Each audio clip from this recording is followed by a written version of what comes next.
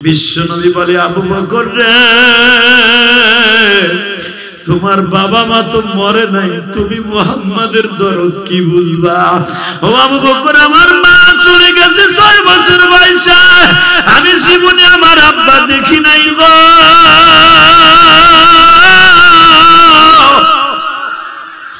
বাবা মা যেই বয়সী মারা যায়, বাবার জীবনে ভোলা যায় না। ওই যে আক্তার, আমি যখন মসজিদ থেকে বের হয়েছি, আমারে বলে, হুজুর আমার বাবার মৃত্যু তারিখ সামনে। বাবার মতো জনম দুঃখী, বাবার মতো জনম দুঃখী নাই এই ভুবনে। বাবা বলে ডাক দিলে গো খুশি হয় সে। কে কে কে কে জোরে বলো, কে কে? আবু বকর, তুমি আমার আগে জানাইলে আমি তোমার সঙ্গে নিয়ে আসতাম না। আবু বকর বলেন, নবী গো, সারা দুনিয়ায় আমার ছেলে বলেন, মেয়ে বলেন, মা বলেন, বাবা বলেন, আমার স্ত্রী পুত্র চাই কিছু বলা, নবী সব চাইতে বেশি ভালোবাসি আপনাকে। আপনি না বলছেন, লা ইউমিনু আহাদুকুম হাত্তা কুনা হাব্বা ইলাইহি মিন ওয়ালিদিহি ওয়া ওয়ালাদিহি ওয়ান নাসি আজমাইন। সারা দুনিয়ায় সবচেয়ে বেশি ভালোবাসতে হবে মায়ের চাইতে, বাবার চাইতে, সারা দুনিয়ার মানুষের চাইতে আপনারে ভালোবাসতে হবে। নবী, এখন আমার কাছে আপনি সারা বান্ধব আর কেউ নাই। জোরে জোরে জোরে জোরে, আরো জোরে। তাহলে কান্দো কে? হুজুর, নবী গো, আমার ডাইন পায়ের দিকে তাকায় দেখেন। কি আবু বকর? হুজুর, একটা ছিদ্র বাকি ছিল, আমি ভাবছি এই ছিদ্র দিয়ে আপনারে কামড় দিতে পারি। ঠিক তাই হয়ে গেল হুজুর, আমি পাউডা এখনো সরাই নাই। যদি আমারে কামড়াইছে কামড়াইছে, যদি আমার নবীরে কামড়ায়। নবীকে কিসে কামড়ায় মানে আবু বকর পা সরাতো, টান দিয়ে দেখে আবু বকরের পাওটা এখনো গিলে ধরে বয়ে গেছে সাপে। বুঝছি আপনাকে পাম নাই, চার্জও নাই, নবীর প্রেমও নাই। প্রেম আছে বৌসাল মেয়ের, আর আছে টাকা সম্পদের। নবীর প্রেম নাই তো নাই। নবীর প্রেম থাকলে ঠিকই আবু বকরের মধ্যে একটা শিক্ষা দিতেন। নবী গো, দেখেন আমার পাওটা এখনো পর্যন্ত সাপটা গিলে ধরে বয়ে গেছে। একটা টান দিয়ে নবী আবু বকরের পা সরায়, দেখি দেখি দেখি, হে আবু বকর, কোন সময় থেকে এই কাম হইছে? হুজুর, আর 1 ঘন্টা আগে তে আমারে কামড়াইতেছে। তে পাও টান দাস লাইগা, যদি আমারে কামড়াইছে, যদি আপনারে কামড় দেয়, আমি আমার কামড় সহ্য করতে পারবো। আমার নবীরে যদি লেঞ্জা দিয়ে একটা বাড়ি দেয়, তাও আমি সহ্য করতে পারবো না। তাও লেঞ্জা দিয়ে সহ্য করতে পারবো না, তাও সহ্য করতে পারবো না। আজকে বাংলার জমিনে কিছু নাস্তিক আমার নবীরে গালি দেয়। যুবক, কথা বল, কথা বল, কথা বল। আজকে আমার নবীর চরিত্রে কথা কয়, মাদ্রাসার চরিত্রে কথা কয়, আলিমুল আমার চরিত্রে কথা কয়। যেই নাস্তিক কোরআনের বিরুদ্ধে, মাদ্রাসার বিরুদ্ধে, নবীর বিরুদ্ধে, আলিমুল আমার বিরুদ্ধে কথা বলবে, ওর উপহার দেব জুতা দিয়ে। আমাকে তো হাত দেখে না।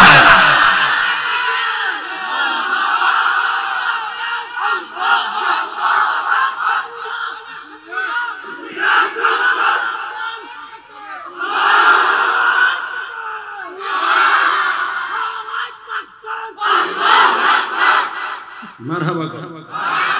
তাহলে রাসূলের প্রেমিক এখনো ময়দানে আছে, ঠিক না বেঠিক?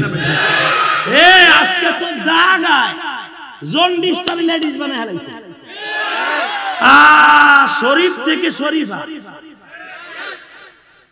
আরে কুতু কুতু কুতু কুতু রে, আরে কুতু কুতু কুতু।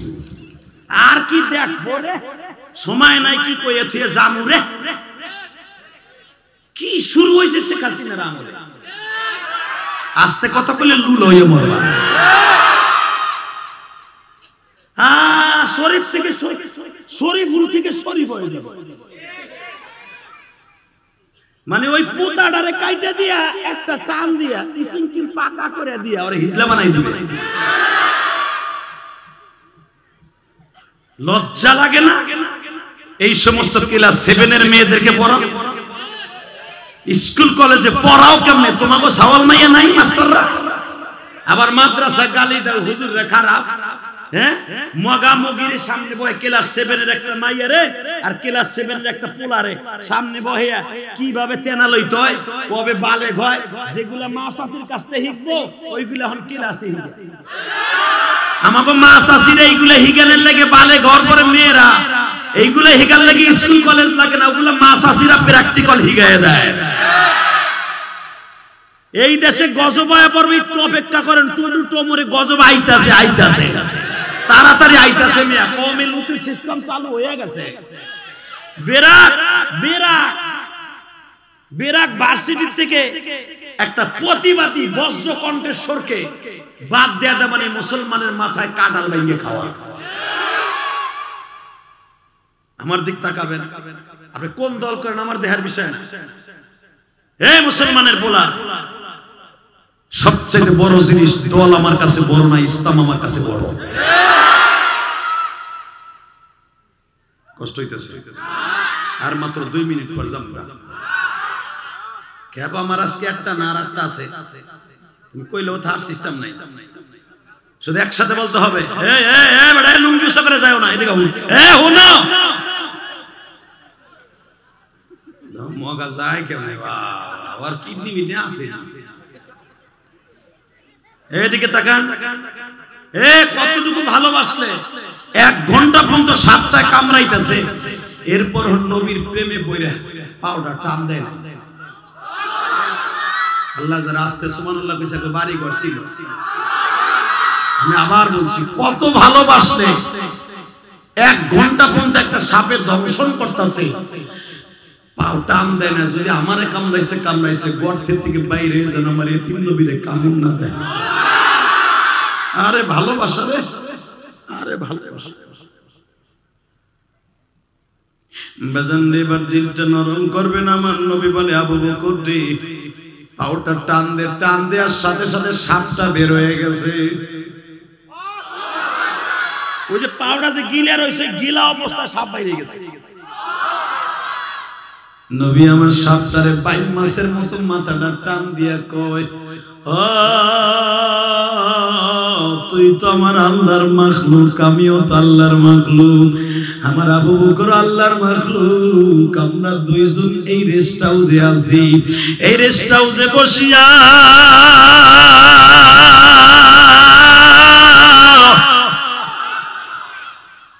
আমরা হিজরত করে যাইতাছি। এই মুহূর্তে তুই কেমনে কামড় দিবি? সাপটা চোখের পানি ছেড়ে দিয়ে বলে, নবীজি আমি আসলে কামড় দিতে চাই না। আবু বকর আপনাকে মাত্র 4 বছর বয়সের থেকে আপনার বন্ধু। আবু বকর জীবনে কোনোদিন আপনাকে ভালোবাসা দিতে যায় কম দেয় নাই। নবী এত বছর পর্যন্ত আবু বকর আপনারে ভালোবাসে। নবী আপনি তো জানেন না, আমি এই পাহাড়ের গর্তের মধ্যে শত শত বছর ধরে অপেক্ষা করতেছি। আমি ভাবছিলাম একদিন আমার নবী এই গর্তে ঢুকবে, আমি আমার নবীর প্রাণ খুলে দেখব। কিন্তু আপনার আবু বকর আমার সাথে প্রতিদ্বন্দ্বিতা করছে। আপনার আবু বকর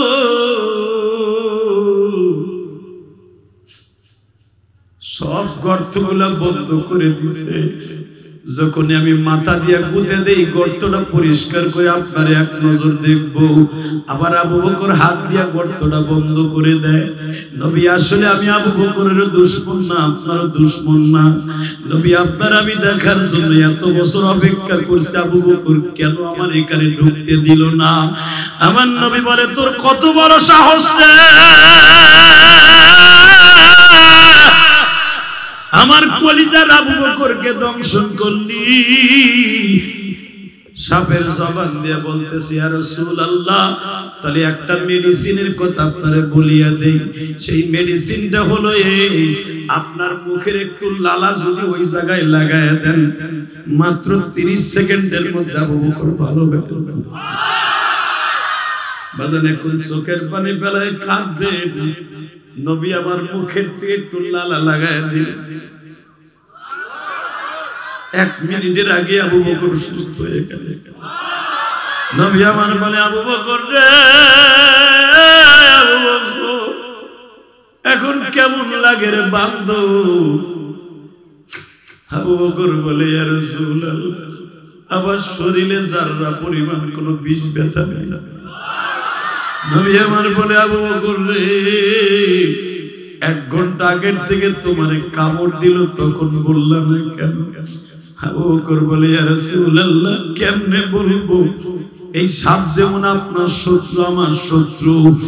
আপনি যদি আমার সামনে যদি আপনারে কামড় দেয়, আমি আবু বকর কোনোদিন মাইনা নিতে পারবো না, কারণ আমি আপনাকে আমার জানের চাইতে বেশি ভালোবাসি গো।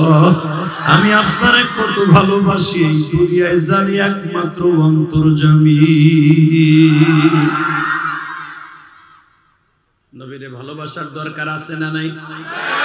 মাদ্রাসা মসজিদ ভালোবাসার দরকার আছে না নাই? বাজান দুনিয়ায় যারা দেখবেন আলেম উলামাকে ভালোবাসে তারাই কিন্তু বাদশা।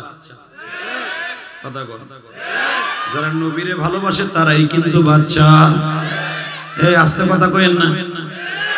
নবীরে তারাই ভালোবাসতে পারে যারা আলেম উলামারে ভালোবাসে। ইমাম মুহাম্মদ বিন হাম্বলের নাম শুনছেন? হ্যাঁ, আমাদের ইমাম, যেরকম মারহাবা। ইমাম মুহাম্মদ বিন হাম্বল আল্লাহকে 100 বার স্বপ্নে দেখছে। আমার নবীর অন্তত হাজার হাজার বার স্বপ্নে দেখছে। কেমন পাগল ছিল মুহাম্মদ জানেন? তার বাবা কি করত? তার বাবা রাস্তায় দাঁড়াইয়া আল্লাহু আকবার, আল্লাহু আকবার, আমাকে দেশে দিয়ে বেছে না, কি বলে? আরে হালুয়া, হালুয়া, হালুয়া চিনেন? ওই যে লে হালুয়া। পুরান ঢাকায় দেখবেন পরাটার সাথে হালুয়া বেছে বেছে না।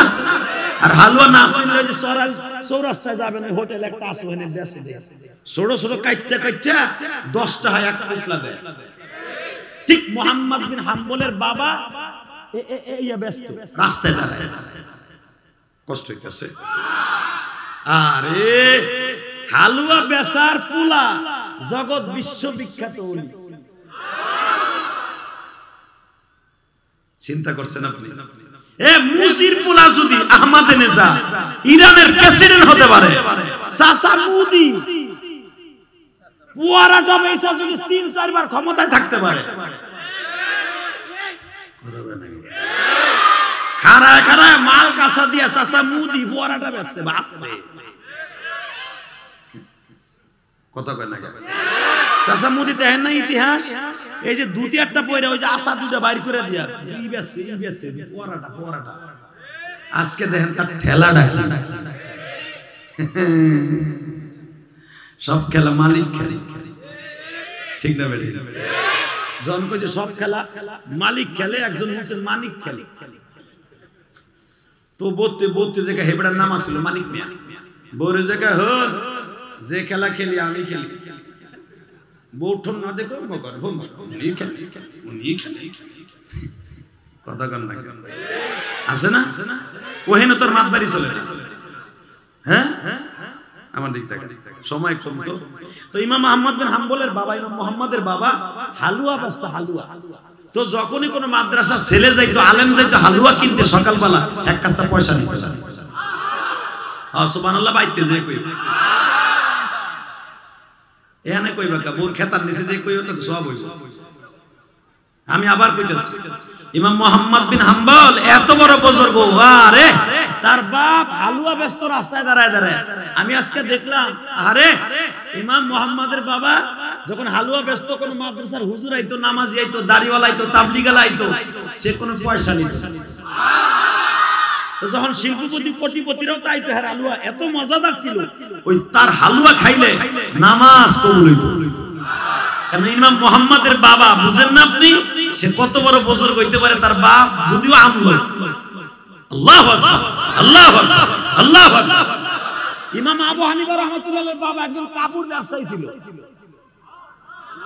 মুঈনুদ্দিন চিশতি রাহমাতুল্লাহ বাবা একটা কাপড়ের দোকানের ব্যবসা করতো। পৃথিবীতে দেখবেন যত বড় বড় পৃথিবীতে যত রাজা বাচ্চা অধিকাংশের বাবা নিম্ন শ্রেণীর থেকে উঠে আইছে।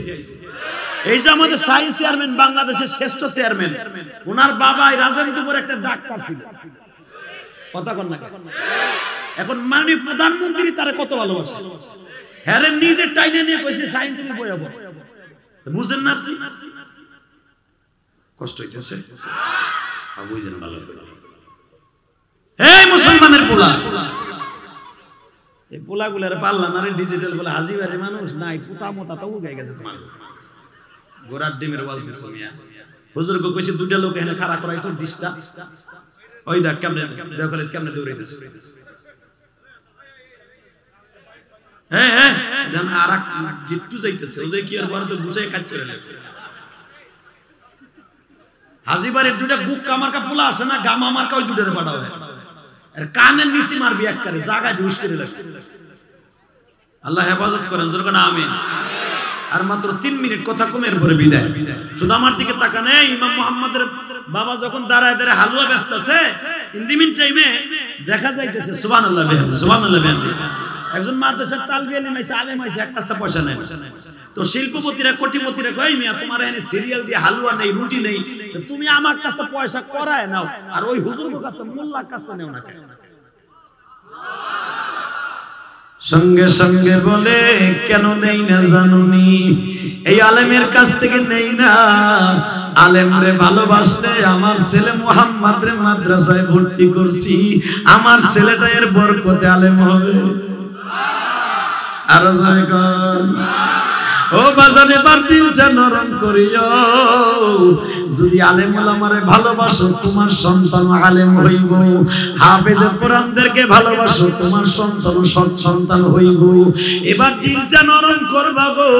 ইমাম মুহাম্মদ বিন হাম্বল তার বাবা যখন হালুয়া বেচতেছে, এখানেই শেষ না, রাজার ছেলে বাবা বাদশা শাহজাহান, ভারতের বাদশা। জোরে জোরে জোরে জোরে, কোন জায়গার বাদশা?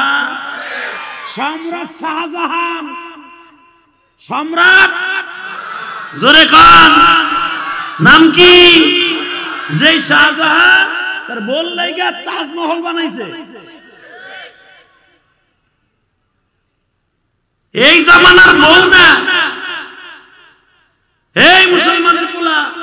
সম্রাট শাহজাহানের বিবি আবার কোন সন্তান জন্ম দিছে, বাদশা আলমগীরের মতো একটা সন্তান।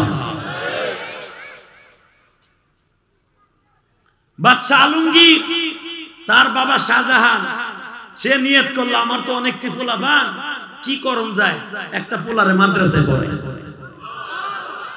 সুবহানাল্লাহ, আস্তে বলে তোমার পোলা মানুষ। বাদশা সম্রাট শাহজাহান, যেই শাহজাহানের সম্পদ এখন মোদি সরকার দুইয়া দুইয়া খায়। কথা কর না কেন? বিলিয়ন বিলিয়ন কোটি টাকা মাসে ইনকাম করে তাজমহল দিয়া। এই তাজমহল দেখতে একবার দুইবার যাই না, আমি বহুতবার গেছি। আমি দেখছি কোটি কোটি টাকা কামায় প্রতিদিন টিকিট।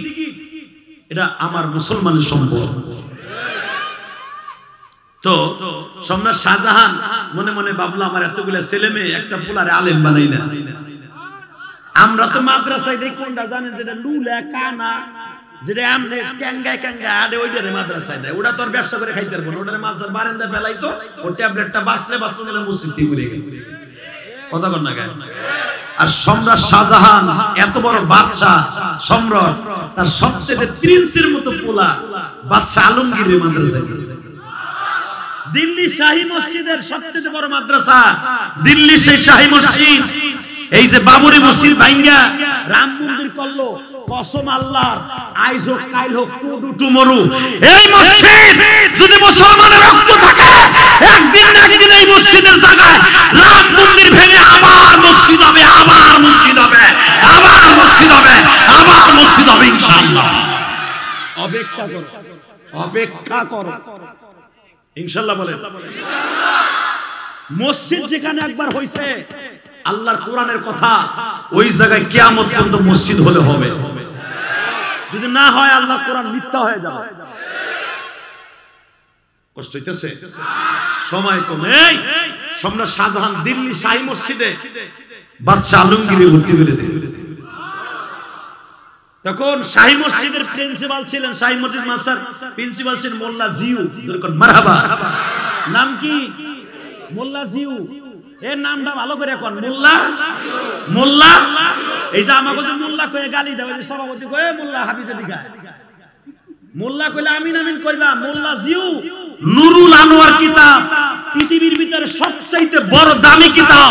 যেই নুরুল আনোয়ার কিতাব কইরা আলিয়ায় বলার কওমিতে বলে নুরুল আনোয়ার ছাড়া কোন আলেম আলেম হতে পারবে না, পারবে না। নুরুল আনোয়ার এই যে এত বড় একটা ডান্ডা দিছে, ডান্ডাটা দেড় ইস্তেমা উদ্দেশ্য দুইটা সাতার মাথা। এদিকে তাকান, মোল্লা জিউ তখন ছিল দিল্লি শাহী মসজিদের ইমাম। তার কাছে যে কয়, হুজুর হযরত मेरे बच्चा को भर्ती कर लीजिए। संगे संगे मुल्ला जी बोले नहीं, किस लिए? मैं बादशाह हूँ। बोले तुम बादशाह की जगह बादशाह हो, मेरे मकाम के अंदर मेरे बादशाह, माई बादशाह, इस जगह की बादशाह माई है। তুমি দিল্লি সংসদে হইতে পারো, কিন্তু আমার মাদ্রাসার আমি বাদশা। সম্রাট শাহজাহান কয়, হুজুর আমি এমন একটা হুজুরি চাইছিলাম আমার ভোলানা ভর্তি করার লাগা, যে হুজুর কলিজা হবে 5 কেজি। বিশ্বাস করেন আল্লাহর সাক্ষী রেখে কইছে স্বপন ভাই, এই ইলিয়াস রহমান জিয়াদের পুরা পেট ভরা কলিজা। আমি যদি কোনোদিন এমপি হই, জানি না আমি জীবন হইতে, আমি এটা মেম্বার হব না, এটা আমি জানি। আমার কেউ ভোটও দেবে না, মেম্বার হইতে পারবো না, এটা আমার জানা আছে। যদি কোনোদিন আমি সংসদে যাই, একা গুতায় সব এমপি গুলো সোজা করব, মরিয়ার বাস।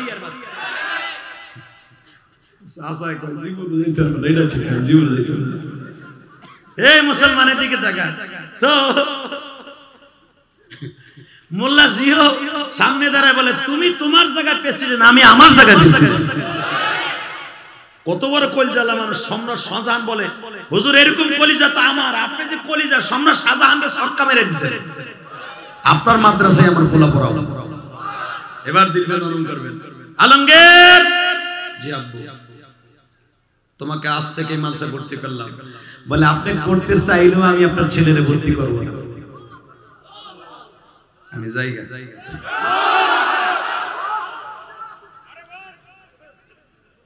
আওয়াজ দিবেন, আমি থাকবো মানে রাখা। সম্রাট শাহজাহান পুরা ভারতবর্ষ নয়, আফগানিস্তান সহ তিনি প্রেসিডেন্ট। কি মনে করলেন আপনি? পাকিস্তান, আফগানিস্তান 8টা দেশের প্রেসিডেন্ট সম্রাট শাহজাহান। তার পোলারে কয় আপনি ভর্তি করতে চাইলেও আমি করব না। স্বপন সাহেব তার নাতিদের ধরে নাকি হাফিজ রে এটা ভর্তি করাই দাও, এই ট্যাবলেটটারে দিয়ে গেলাম, এটা কানা, এক চোখ নাই, ও তো আর কিছু বুঝবো না, আর তো আমেরিকা বারাম যাইবো না, এরে ভর্তি করো। হাফিজ যদি কয় সভাপতি সব সম্ভব না, আমার চাকরি থাকবে না, থাকবে আমি এর পারবো না। কে ও বিছানে মুছে কথা কর না কে? কিন্তু ওনাকে বলার কলিজা লাগবে কি লাগবে না? হ্যাঁ, যে বলছে যে আপনার ছেলে ভর্তি করবে না, তার কলিজা পেট ভরা কলিজা। মোল্লা জিও নুরুল আনোয়ারের লেখক, শরহে জামির লেখক। এই বেটা, পৃথিবীতে সবচেয়ে দামি দামি কিতাবের লেখক, শরহে সুদুরের লেখক, উস্তাদ কাও সেরকম। মোল্লা জিও বলতেছে একটা শর্তে ভর্তি করতে পারি, আধা ঘন্টা বসে থাকার পরে। কোন শর্ত উস্তাদ জি? 1 নম্বর শর্ত, 1 নম্বর শর্ত है আপনার ছেলে এতদিন শুইছে পালঙ্কে, অন্তত হাজার হাজার টাকার সোফা সেটে ঘুমাইছে, আজ থেকে ঘুমাইতে হবে মাটিতে। 2 নাম্বার, আপনার ছেলের মাইরা ফাটায় হালাম, বস্তা বইরে থুয়া দেব, কোন পুলিশ বাহিনী পাঠাইতে পারবেন না। 2 নাম্বার। 3 নাম্বার, আপনার ছেলে খাইতে হবে বোর্ডিং এর লাবড়া, পচা ভাত, পচা রুটি, কারণ দিল্লিতে রুটি খায়, রুটি পোক পরা রুটি খাবে, তারপরে ডাল, এমন ডাল খাবে যে 200 কেজি পানির মধ্যে 1 কেজি ডাল ছেড়ে দেব, যেই ডাল দিয়ে ওযু করা যায়। এমন ডাইল খাও। আর কি শর্ত? আপনার ছেলেকে দিয়ে আমি আমার মাদ্রাসা লাল শাক লাগাবো, কোদাল কোবাবে, কদু গাছ লাগাবে, কদু গাছের গোড়ায় পানি দিবে। আমি আপেল গাছ লাগাবো, আপেল গাছের গোড়ায় সার দিবে। সম্রাট শাহজাহান বলে সব মেনে নিলাম।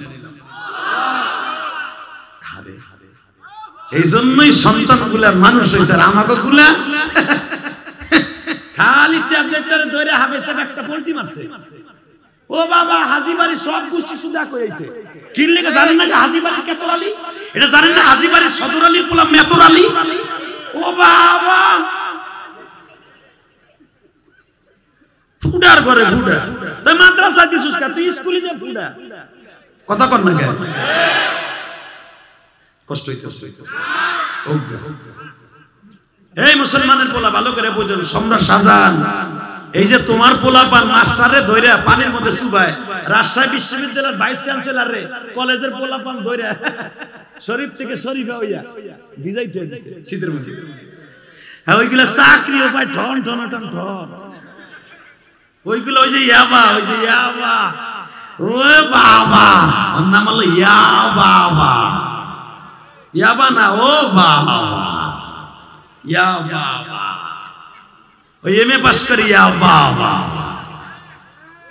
উস্তাদের দাম দিবা না, সাইরেনের দাম হইল না। কথা কর না কেন?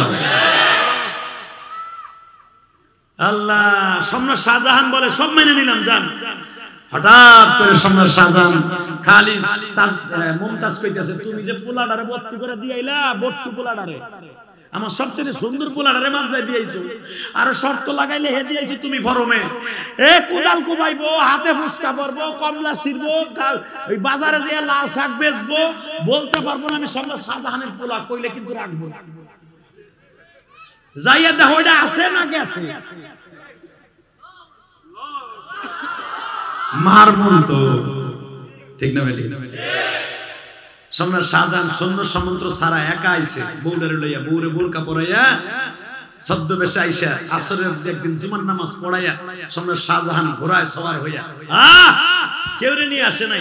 আসরের রাতে দিল্লি শাহী মসজিদে নামাজটা পড়া মসজিদের সিঁড়ির পরে দাঁড়ায় দেখে হযরত জি মাগরিবের ওযু করতেছে, আর তার ছেলে আলমগীর পানি ঢেলে দিতেছে।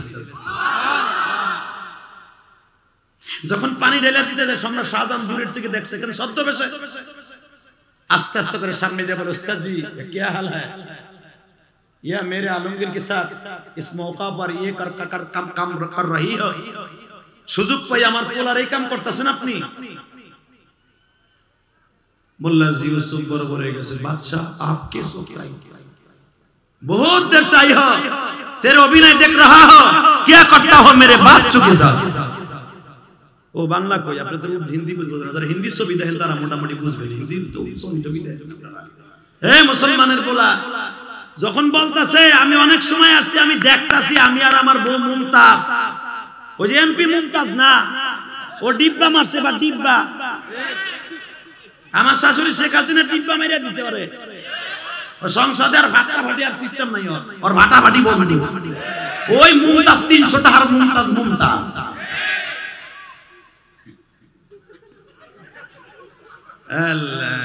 টাকা নাই দিকে। এই জমিনে আল্লাহ এখন আছে না? তার বিচার আছে না? মনে রাখেন, তার বিচার খুব কড়া বিচার। সে ধরে না, ধরলে কিন্তু ছাড়ে না। তো ইন দি মিন টাইমে যখন বলছে যে আপনি আমার ছেলের সাথে এত সময় ধরে অভিনয় এইটাই করলেন, আমার ছেলের যে আপনি এই কাম করলেন, এই কাম করতেছেন উস্তাদ হইয়া, বলে আমি তো আপনার সাথে শর্ত লাগাইছি, আপনার ছেলের যে সব কাম করাবো, আপনি এই সাথে অভিনয় দেখলে তো কাম হবে না। বাদশা শাহজাহান বলে আমি এই অভিনয়ের কথা বলি নাই, আমার ছেলে আপনার পানি ঢেলে দিবে কেন গো? এই জন্যই তো আমি মাদ্রাসায় যাই না। ছেলে বাম হাত দিয়া পানি ডাকবে, ডাইন হাত দিয়ে উস্তাদের পাও দুইটা কসলাইয়া ধুয়ে দিবে। আমার সন্তান খালি পানি ডালবে, ডাইন হাত দিয়ে এটা আমি সম্রাট শাহজাহান মেনে নিতে পারছি না, আমার বিবিও মাইনা নিতে পারছি না গো। কেমন বলা জন্ম দিছে, উস্তাদের পানি ডাইলা দেয়, পাও দুইটা কসলাইয়া ধুয়ে দেয় না গো। উস্তাদ একটা লাভ দিয়ে দাঁড়ায় গেছে, শাহজাহান গো আমি এই মাগরিবের সময় তোমার আলমগীরের বুকে নিয়ে দোয়া করে দিয়ে গেলাম, আল্লাহ তুমি এমন বাবার সন্তান রে এই জামানার মুজাদ্দিদ বানাইও।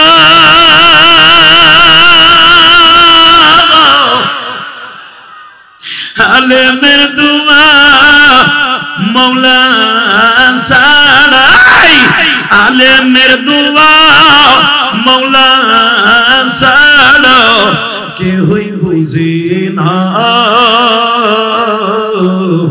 আলেমের দোয়া নিও বাজান বরদোয়া নিও না। মোল্লা জিওয়াল আলমগীরকে বুকের মধ্যে একটা শিক্ষা দিয়া দোয়া করে দিলেন গো। এই জন্য দেখবেন যদি মুক্তি হতে হয়, এই যে মুফতি ইলিয়াসুর রহমান জিহাদি বাজান ফতোয়া আলমগীর পড়িয়া মুক্তি হইছি। পৃথিবীতে যত বড় বড় মুক্তি দেখো, এই যে সম্রাট শাহজাহানের ছেলে আলমগীর, যিনি আলেম হওয়ার পরে এত জগৎ বিশ্ববিখ্যাত আলেম হইছে। বাজান পৃথিবীতে সবচেয়ে দামি একটা ফতোয়ার কিতাব লেখছে ফতোয়ায়ে আলমগীরি। যে আলমগীর ফতোয়ায়ে আলমগীরি লেখিয়া বাবা সম্রাট শাহজাহান ইন্তেকালের পরে, তার ভাইরা ইন্তেকালের পরে বাদশা আলমগীর যখন হইলেন প্রেসিডেন্ট সম্রাট, জীবনে সরকারি ঘর থেকে একটা টাকা বেতন নেয় নাই। ওই যে ফতোয়া আলমগীর বেচিয়া বেচিয়া সংসার চালাইতো। 500-র উপরে কিতাব লেখছে এই ফতোয়ায়ে আলমগীরের লেখক বাদশা আলমগীর। বাদশা আলমগীর 100-500-র উপরে কিতাব লেখছে।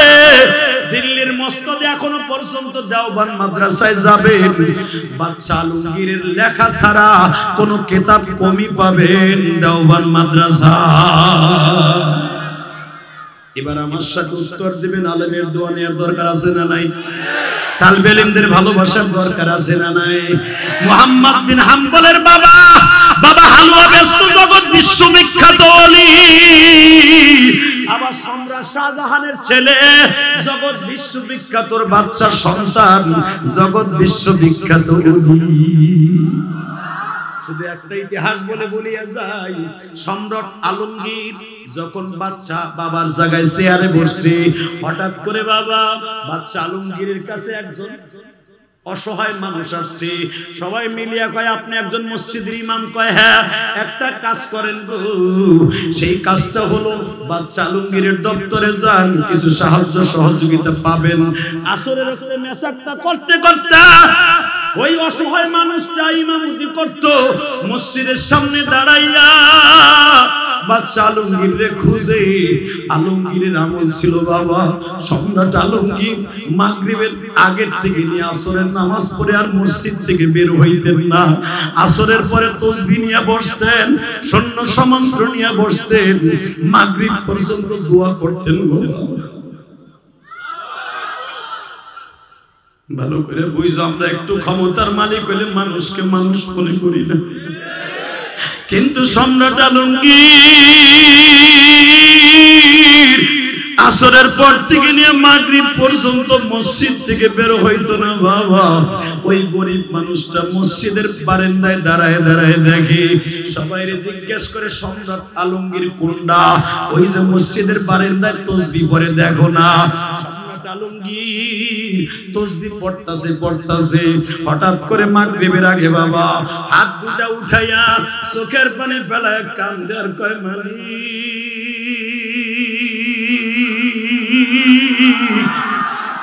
সবাই সম্রাট আলমগীরের কাছে চাইবো, আমি তোমার কাছে চাই গো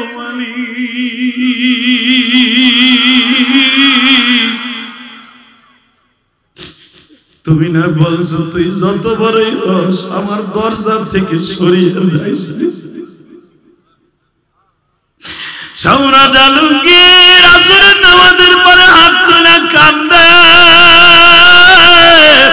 ওই অসহায় ইমাম সাহেবটা মনে মনে কয় আমি যার কাছে সাহায্য চাইতে আসছি এই মানুষটা তো সে আর একজনের কাছে কি চায়, আমি আর তার কাছে কি চাবো? উনি যার কাছে বাদশা হইয়া যায় আমিও তার কাছে যাব, আমিও তার কাছে যাব। ও বাজান, এখন তুমি ওই সারের নামাজের আজানের আগে চাইবা, চোখের পানি ছেড়ে কাঁদবা, আমি জানি না এই মাহফিলে কার মা নাই বাবা নাই গো।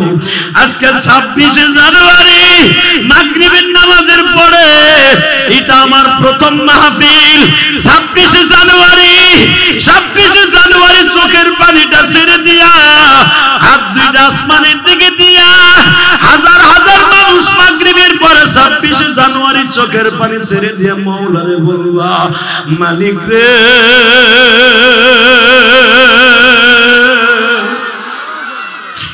ছোট্ট কালে মারাইছি,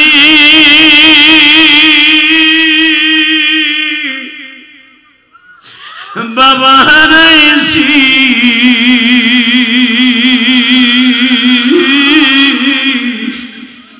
বড় দুঃখ লইয়া তোমার কাছে দোয়া করতেছি। আল্লাহ তুমি মনের ব্যথা জানো গো মালিক,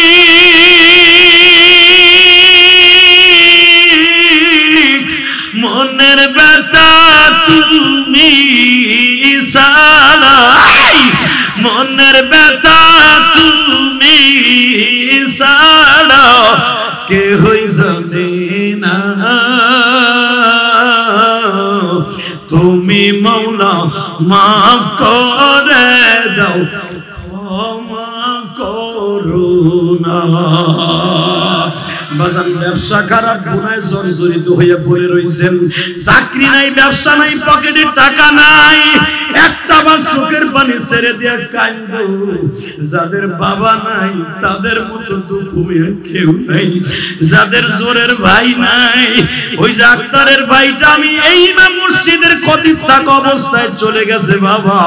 এই হাজিমারির কত মুসল্লি আজকে নাই, সবার জন্য দোয়া করে বিদায় নিলাম। আল্লাহ সকলের বাবা মাকে তুমি মাফ করে দাও। নিজের হাতে বান্দা তুমি বানায়া কেমনে দিবা মাফ না করে তারা। আল্লাহ দেখো কারা যেন কান্দে, আল্লাহ আল্লাহ দেখো কার মা নাই, কার বাবা নাই। এই মাগরিবের টাইমে যারা কাঁদছে এদের জীবনের সবার গুনাহ মাফ করে দাও। আবু বকর যে কোনো মুহূর্তে আমাদের হিজরত করা, এখান থেকে 500 কিলোমিটার দূরে যাওয়ান লাগতে পারে। আবু বকর বললেন, ইয়া রাসূলুল্লাহ যাওয়ার জন্য কি গাড়ি ঠিক করব? গাড়ি বুঝেন না, ওই জামানায় কি প্রাইভেট ছিল? নবী কোন গাড়িতে গেলে তাড়াতাড়ি যাওয়ান যাইব? নবী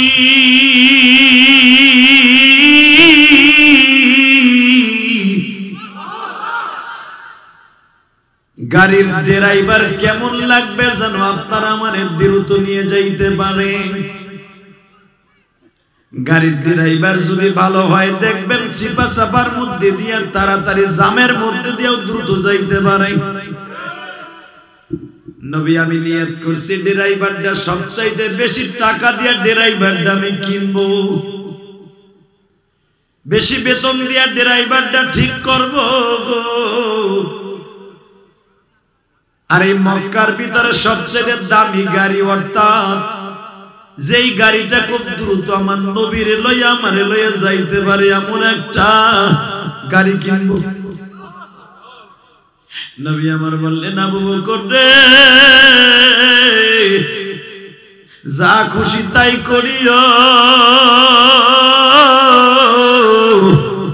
মাবুদের কথা মক্কা ছাড়তে হইল। ربي أدخلني مدخل صدق وأخرجني مخرج صدق واجعل لي من لدنك سلطانا نصيرا।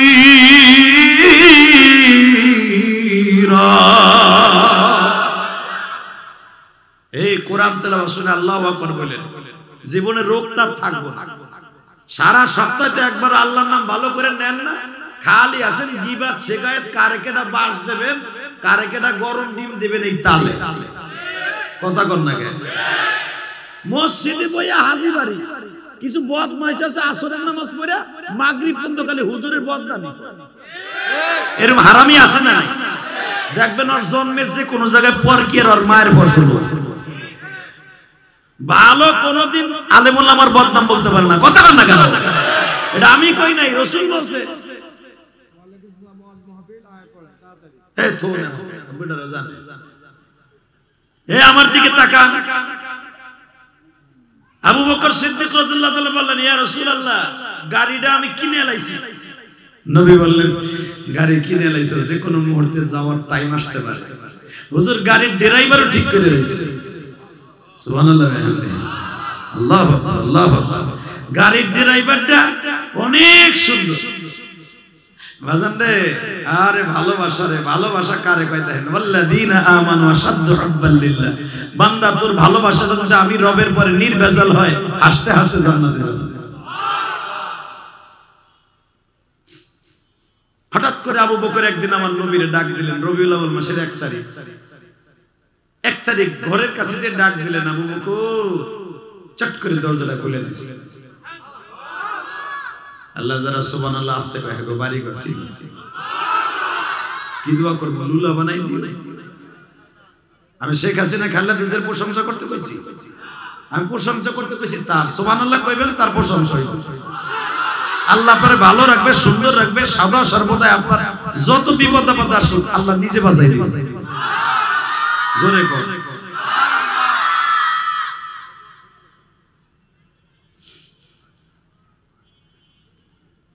ছোট্ট করে একটা ডাক দিয়েছেন, কারণ শত্রু তো চারিদিকে ভরা। নবী হাঁটলেও শত্রু, পিছনে শত্রু, সামনে শত্রু, উপরে শত্রু। উপরে মানে পাহাড়ের উপরে বয়ে থাকতো বড় বড় কাতরা লইয়া, ডাল লইয়া নবীর উপরের থেকে কূপ মারবে। যারা হজ করছেন তারা জানেন, আবু বকরের বাড়ির আশেপাশে সব পাহাড়। 24 ঘন্টা বয়ে থাকতো বড় বড় কাতরা লইয়া, বল্লম লইয়া নবীরে মাইরে লইয়া।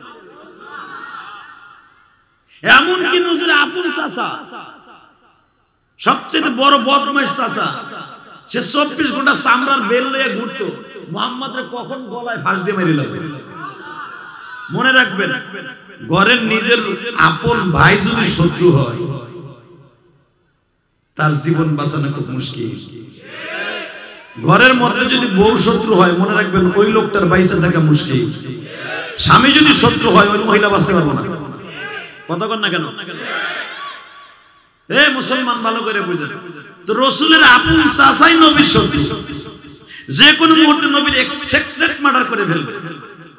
তো নবী আওয়াজ আস্তে দিয়া, পাও টিপ্পা টিপ্পা হাইটা আবু বকরের বাড়ির সামনে যে আস্তে করে ডাক দিয়েছে, আবু বকর। সুবহানাল্লাহ বলেন। আবু বকর দরজাটা খুলল, সেকেন্ডের ভিতরে দরজাটা খুলে দিয়েছে। নবী আমার মুখটা এইভাবে চাইপে ধরে বলে, আবু বকর, ও ইয়া রাসূলুল্লাহ। আমি আস্তে করে আওয়াজ দিলাম, আর তুমি লগে লগে দরজাটা খুলে দিলা। এ ভাই, এখানে দাঁড়াই থাকা যাবে না, এদিকে ঢোকেন না, যান। এই বলে তো এদিকে আহেন, এই জুবাইর এদিকে ঢুকাই দাও তো। হয়তো ওই কোনার দিকে নাও, নাহলে এগুলো কত তোরা জায়গা পরে আহিস, যাদি সব ওয়াজ করে যাক তোরা জায়গা। আলহামদুলিল্লাহ বলেন। মাগরিবের পরে এত লোক হবে আমি কল্পনা করি নাই। তবে একটা কথা বলেন তো, ওয়াজের মাঠে তারাই বসবে যারা জান্নাতি মানুষ, ঠিক না বেটি? আজকে মুসলমানদের খতম করার লাগে সারা পৃথিবীর ইহুদি নাসারা লেগে গেছে, ঠিক না বেটি? উস্তাদের সম্মান নাই, মুরব্বীদের সম্মান নাই, আলেম ওলামার সম্মান নাই। আজকে কেন এক মুসলমান আর এক মুসলমানদের লাগাই দিয়েছে 3% কিছু মুনাফিক মার্কা মানুষ। কথা কর না কেন? ভাই ভাইয়ের মধ্যে লাগাই দিয়েছে, সন্তান বাবার মধ্যে লাগাই দিয়েছে। আর আজকে ফিলিস্তিনকে ধ্বংস করতে চাইতেছে বেজরমা ইসরায়েল। মনে রাখবেন, ইসরায়েলকে ধ্বংস করার মতো বেজরমা ইসরায়েলের কোনোদিন ক্ষমতা নাই। মুসলমান যদি একবার হুঙ্কার দেয়, সারা পৃথিবী মুসলমান একবার হুঙ্কার দিলে বেঈমানগুলা রসাতলে যাইতে বাধ্য হবে। যদি কখনো প্রয়োজন হয় ফিলিস্তিনের পক্ষ নিয়ে ফিলিস্তিন যাইতে কে কে রাজি আছেন? দেখে আল্লাহকে হাত উঠায় দেন না। আল্লাহ কবুল করেন, জোরে আমিন। এই তাকবীরদের মতো কেউ নাই, তাহলে বুঝতো যে হাজিবাড়ি ওয়াজ হইতেছে। এটা তাকবীর মাকবীর দিলে বোঝা যাইতো যে হাজিবাড়ি ওয়াজ হইতো না, নিরামিষ হইতেছে। তাই বেটারা বুঝবে, মনে করবে 2-4 আলী লোক হইছে। এই মুসলমানের সন্তান, মুসলমান এমন একটা শব্দ যারা কোনোদিন কোনো মানুষের কাছে মাথা নত করে না। ঠিক না বেঠিক? তাকান এদিকে। আমার নবী এত মিষ্টি গলায় ডাক দিলেন, আবু বকর রেডিও। কিন্তু আবু বকর, আমার একটা প্রশ্ন, কি তুমি এত দ্রুত দরজাটা খুলে দিলে কেমনে? তুমি কি ঘুমাও নাই? আবু বকর বলে, নবীজি কত ভালোবাসলে, আজ থেকে 1 বছর আগের থেকে দরজার সাথে টেক লাগায় লাগায় ঘুমায়। কত ভালোবাসলে গো নবী,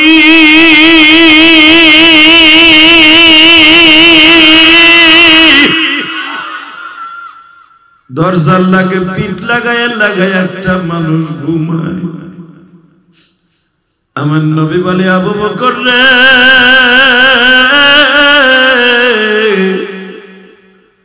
আমি বুঝিয়া লইছি তুমি মনে হয় 1 বছর আগের থেকে 6 মাস আগের থেকে ঘুমাও না। আবু বকর বলে, ইয়া রাসূলুল্লাহ, আপনি না একদিন বলছিলেন নবী গো, আপনি একদিন বলছিলেন যারা আমারে ভালোবাসবে, কুল ইন কুনতুম তুহিব্বুনাল্লাহ ফাত্তাবিউনি ইউহিব্বুকুমুল্লাহ ওয়া ইয়াগফির লাকুম যুনুবাকুম ওয়াল্লাহু গফুরুর রহিম। নবী, যারা আমি আল্লাহরে ভালোবাসতে চাই তারা যেন আপনারে বন্ধু বানায় নেয়। যেদিন থেকে আমি শুনছি আপনার এই কোরআনের আয়াত, সেদিন আমার ছেলে মেয়ে বিবি বাচ্চা দুনিয়ার সবচাইতে আপনারে বেশি ভালোবাসি গো নবী। নবী, আমার ভালোবাসা খাঁটি ভালোবাসা, আমার ভালোবাসার মধ্যে কোনো ভেজাল নাই। আমার নবী বলে, আবু বকর রে, চলো চলো তাড়াতাড়ি ঘরের থেকে বের হও। আবু বকরের মেয়ে আসমা খুব দ্রুত বাজান একটা বেডিং বাঁধিয়ে দিলেন। তাড়াতাড়ি করে 1টা 2টা বাজান রে, তাড়াতাড়ি একটা থালা দিলেন, একটা গ্লাস দিয়ে দিলেন। ফিডিংটা বান্দা কমপ্লিট হয়ে গেল। মনে রাখবেন, বাবাই যদি কোনোদিন অসীম দেশে চলিয়ে যায়, ছেলে মেয়ে কিন্তু বাবার দিকে তাকায় তাকায় কান্দে। 6 বছরের আয়েশা বাবার দিকে তাকায় তাকায় কান্দে, বলে, বাবা গো, তুমি আমার নবীর সাথে যাইতেছো, দুঃখ নাই, কিন্তু মনে রাখো তুমি মরে যাইও যাইও, আমার নবীর যেন কোনো ক্ষতি না। বাবা, তুমি আমার নবীর জানের চাইতে বেশি ভালোবাসো।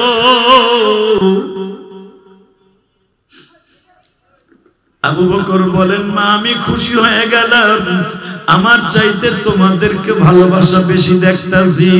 বাজান, আমার নবী উটের পরে সওয়ার হলেন, 2টা উট রওনা দিলেন জাবালে সুর, যেখানে বাবা আমার নবী 3 দিন রেস্ট হাউসে ছিলেন। ওই রেস্ট হাউসের মধ্যে আবু বকর বিশ্ব নবীরে বললেন, নবী এখন রাত 2:30 বাজে, এই গহীন জঙ্গলের মধ্যে, পাহাড় পর্বতের মধ্যে গুহাগুলা সাপ বিচ্ছু দিয়ে ভরা থাকে। আগে আমি ঢুকি, যদি আমারে কামড়ায় মারে, আগে আমি মরিয়ে যেন আমার নবীর কোনো ক্ষতি না হয়। সুবহানাল্লাহ বলেন না? আগে আমি নাইমে দেখি, আমার যদি কামড় দেয়, আমি মরে গেলে অসুবিধা নাই, আপনি মরে গেলে অসুবিধা আছে। হ্যালো, এই মাহফিল আছে। আল্লাহ জোরে কর মারহাবা। এই যে একটা বেজা, এই কথা না কইলেও যাবে না। কয় ডিমান্ড দেয়, বহুত বিপদে আছে। আল্লাহ কবুল করেন, জোরে কর আমিন। 1 নাম্বার দিয়ে বেরাই, মাগরিবের পরে 15 বার দিছে, লেগে একটু ধরলাম আর কি, না ধরতাম না, আপনি মাইন্ড করেন না, মজের ভিতরে ফোন ধরি না। আল্লাহ আমাদের হেফাজত করেন, জোরে কর আমিন। লা হাওলা ওয়ালা কুওয়াতা ইল্লা বিল্লাহ। আমার দিক তাকান, মাগরিবের পরে দিনটা নরম করেন। দিন যত নরম হবে, রহমতের গাছ তত তাড়াতাড়ি রোপণ হবে। রহমতের গাছ যত তাড়াতাড়ি রোপণ হবে, জান্নাতের রাস্তা তত তাড়াতাড়ি প্রশস্ত হবে। সবচেয়ে বড় জিনিস হলো এই দুনিয়া থাকার জায়গা না, থাকতে পারবে, ঠিক না বেঠিক? জোরে কর, আরো জোরে। এই হাজীবাড়ি আমি যখন জুমার নামাজ পড়াইতাম কত মানুষ ছিল, যুবক কোন, আবাল বিদ্যা বনিতা কোন, খালি প্রতি বছর এক একটা খবর শুনি অমুক সাহেব নাই, তমুক সাহেব নাই। কবে জানি শুনবো ইলিয়াস রহমান জিহাদিও নাই, ঠিক না বেটি? কবে জানি শুনবো আমাদের হাজী স্বপন সাহেবও নাই, কবে জানি শুনবো আমাদের লিটন চেয়ারম্যান সাহেবও নাই, কবে জানি শুনবো সাইন চেয়ারম্যানও নাই, কবে জানি শুনবো আমাদের এমপি কামরুল সাহেবও নাই। কথা কন না কেন? কবে জানি শুনবো আমানুল্লাহ আমানও নাই। কেরানীগঞ্জের একটা বাঘা নেতা। এই মুসলমানের দিকে তাকান। তো আমার নবীরে বলতেছে, হুজুর আমি মরে যাই, আপনি যেন না মরেন। আপনি মরলে সমস্যা, আমি আগে ঢুকি দেই, কারণ এই গর্তের মধ্যে সাপ বিচ্ছু অনেক কিছু থাকতে পারে। এখন দিলটা নরম করবেন। ভালোবাসা কারে কয়? আজকে ভালোবাসা দিয়ে এই ওয়াজটা শেষ করে দিল। মারহাবা। তো আবু বকর গর্তের মধ্যে ঢুকছে, ঢুকিয়া দেহে অন্তত 70 থেকে 75টা খালি গর্ত, সাপের গর্ত। আল্লাহ সুবহানাল্লাহ, আস্তে কইলেন। মন খারাপ বললো কি মনে গ্যাঞ্জাম হইছে? আরে মে গ্যাঞ্জাম আমাগো এই চিন্তা করি, গ্যাঞ্জাম হইব আল্লাহর রহমত হইব। কথা ঠিক না বেঠিক?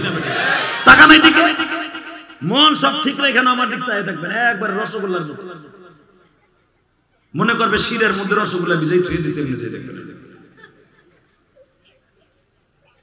হ্যাঁ, আবু বকর গর্তের মধ্যে ঢুকিয়ে দেহে 70 থেকে 75টা সাপের গর্ত। গর্ত বন্ধ করবে কি দিয়ে? আমাদের মতো তার দেশে মাটি নাই যে মাটি দিয়ে গাদায় ঢুকাই দিল। আর সে তো কার মেজর তুলাও লয়ে যায় না যে ছিদ্রগুলো বন্ধ করুন। আর হিজরত করছে শীতের মৌসুমে। এবার তাকান, নিজের চাদর সিরা দামি চাদরটা সিরা টুকরা টুকরা কইরা সবগুলা গর্ত বন্ধ করছে।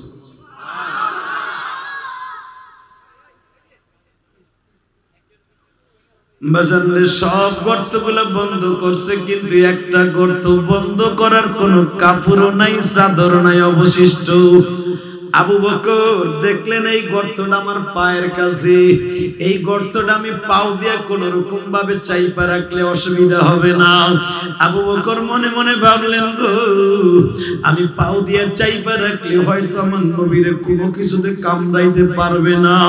পাওটা এইভাবে দিয়ে বাজান যখন আবু বকর বসে আছে, নবী আমার বলে, আবু বকর রে,